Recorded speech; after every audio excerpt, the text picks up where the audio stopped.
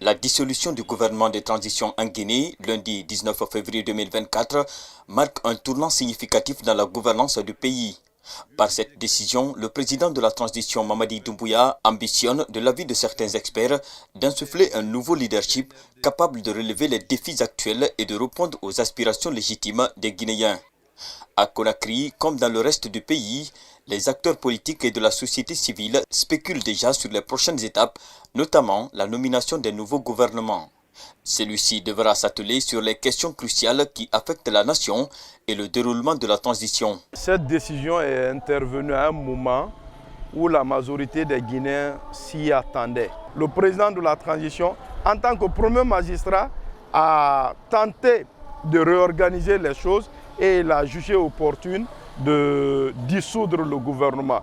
Et je pense que chaque acteur ou chaque institution, en fonction de sa mission et de sa place, se rend compte qu'on a obligation d'accélérer la cadence pour finaliser l'ensemble des éléments essentiels du chronogramme. La Guinée fait face à une série de défis complexes. Le pays est confronté à une pénurie d'hydrocarbures sans précédent depuis l'explosion mi-décembre 2023 à Conakry du principal stock national de carburant. Une situation qui a entraîné une hausse généralisée des prix des produits de première nécessité. La Guinée connaît également depuis des semaines les limitations d'accès à Internet et des coupures récurrentes d'électricité. Face à ces difficultés, 13 centrales syndicales agitent la menace d'une grève générale illimitée pour protester contre la dégradation des conditions de vie.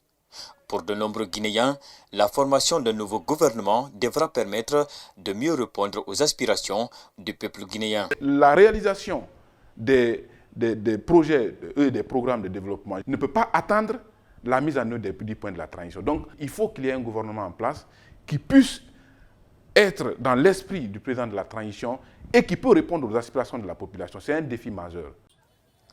Classé 182e sur 191 du dernier indice de développement humain IDH établi fin 2021 par les Nations Unies, la Guinée a été, ces dernières semaines, marquée par quelques épisodes de contestation. La composition du prochain gouvernement apportera des éléments de réponse sur la direction que compte prendre le régime en place et devra permettre également de savoir si ce dernier rendra le pouvoir aux civils au terme de l'année 2024.